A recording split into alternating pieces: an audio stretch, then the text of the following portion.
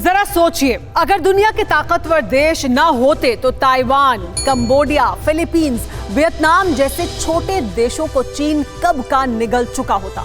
वैसे जो अमेरिका आज जापान की हिफाजत में तैनात है, उसी अमेरिका से जापान को सबसे बड़ा जख्म भी मिला था।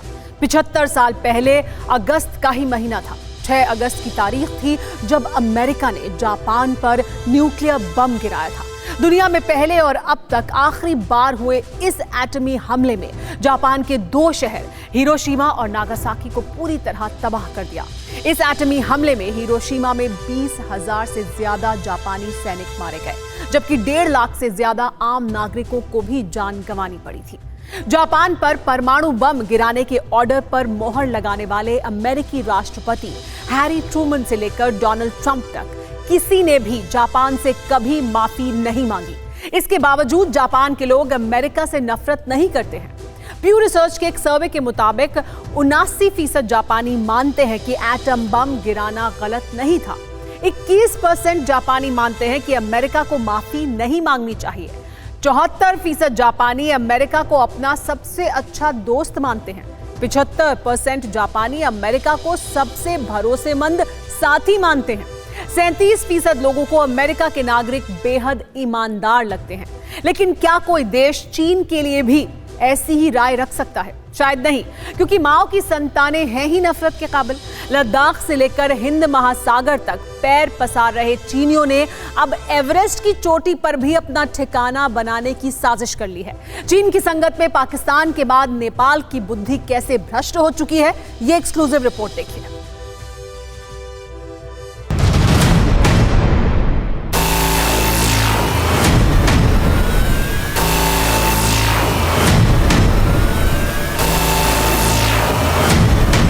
जब से भारत से रोटी बेटी का रिश्ता भूलकर नेपाल चीन का लाल बना है, तब से नेपाल की किस्मत फूट गई है। चीन से आई खूबसूरत साजिशों ने ओली की मति भ्रष्ट कर दी है। चालबाज चीन ने नेपाल की नियत में खोट भरा। चीन ने नेपाल को उकसाया, बरगलाया और नेपाल हजारों साल पुरानी साझी विरासत को ताक पर रखकर भारत से गद्दारी कर बैठा। ओली के पापों का घड़ा भर चुका है, जिसकी सजा नेपाल को मिलने वाली है। चीन जमीन ही नहीं, नेपाल की बची खुची रोटी भी सफा चट करने वाला है। चीन नेपाल के साथ एक समझौता करने वाला है। समझौते के तहत चीन एक बार फिर एवरेस्ट की ऊंचाई नापेगा। लेकिन क्या करार की असल वजह यही है? बिल्कुल नहीं। आपको सबूतों के साथ बताते हैं। ये जो तस्वीरें देख रहे हैं, मई के पहले हफ्ते में चीन की सर्वे करने वाली टीम एवरेस्ट के बेस पॉइंट पर पहुंची थी। दावा किया गया कि 53 सदस्यों की ये टीम एवरेस्ट की सटीक ऊंचाई का पता लगाने जा रही है। लेकिन 4 महीने बाद एक बार फिर चीन ने एवरेस्ट पर चढ़ाई की तैयारी कर ली। इसे ऐसे समझिए, एवरेस्ट की ऊंचाई 8,848 मीटर यानी 29,029 फीट है। ये ऊंचाई हमारे देश ने नापी है और इसे दुनिया कबूल करती है। वहीं चीन 2005 के सर्वे का हवाला देते हुए एवरेस्ट की ऊंचाई 8,844 मीटर यानी 29,017 फीट बताता है। यानी एवरेस्ट की जिस ऊंचाई को दुनिया कबूल करती है, चीन उसे नहीं मानता है। चीन और नेपाल के बीच 1400 किलोमीटर की सरहद है। नेपाल के 7 जिले चीन से लगते हैं और इन जिलों में बड़ी तादाद में बड़े इलाके पर चीन ने कब्जा कर लिया है। इस तरह की खबरें सामने आ रही हैं। लेकिन अब चीन की नजर एवरेस्ट पर है। बार बार एवरेस्ट की ऊंचाई नापने की बात कहकर चीन भारत के खिलाफ क्या नई साजिश कर रहा है, ये जानना जरूरी है।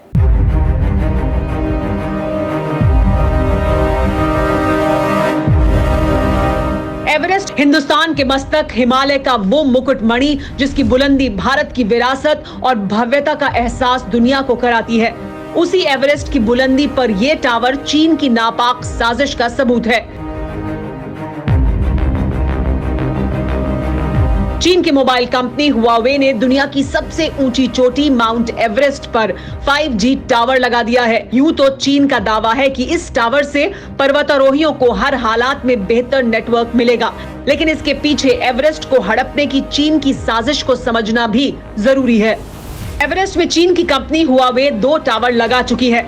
ये टावर 5,300 और 5,600 मीटर की ऊंचाई पर हैं। अब चीन 6,500 मीटर की ऊंचाई पर टावर लगाने की तैयारी कर रहा है। यानी चीन की साजिश है कि ये टावर इतनी ऊंचाई पर लगाया जाए जहां से सभी पड़ोसी देशों पर नजर रखी जा सके।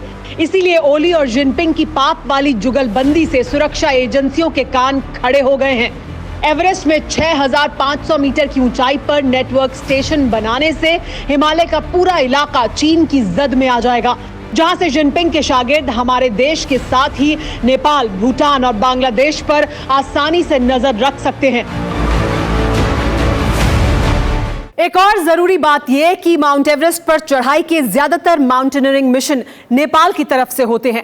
तिब्बत की तरफ से चढ़ाई बहुत दुर्गम है, लेकिन चीन अब विकास कर रहा है तिब्बत की तरफ से माउंट एवरेस्ट पर चढ़ाई के रास्ते की, और उसके लिए चीन तकनीक का इस्तेमाल कर रहा है।